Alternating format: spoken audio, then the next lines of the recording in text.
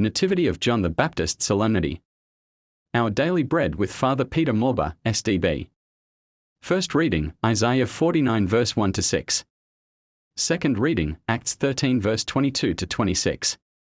Gospel reading, Luke 1 verse 57 to 66, 80.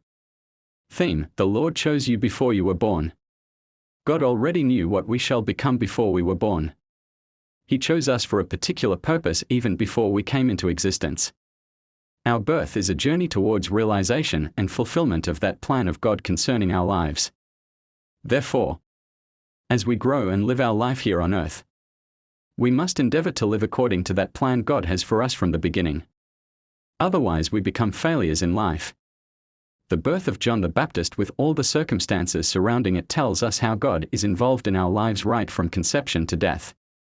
We are not mere beings existing by accident. We are purposefully and wonderfully made by God. Each person is in the plan of God. And we all have mission to fulfill for God here on earth before we go to meet Him in heaven.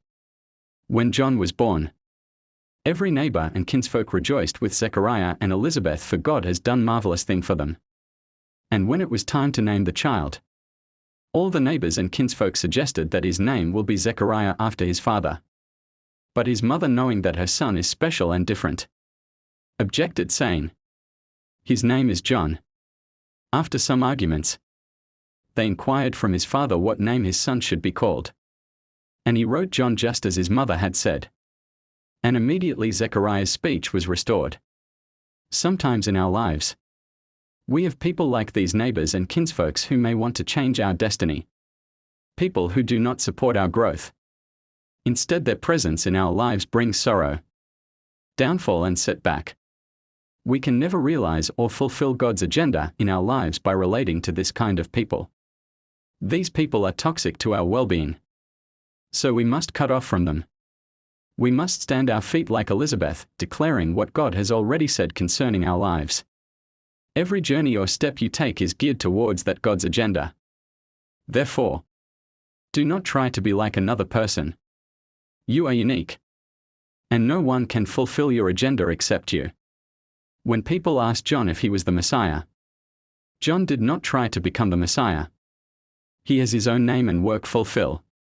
So he said, "No, I am the voice of one calling in the wilderness, make straight the way for the Lord." John 1 verse 23. Be yourself. Be content with who you are and what you have. You are enough. There is no need to try to be another person. God bless you. Happy Nativity of John the Baptist.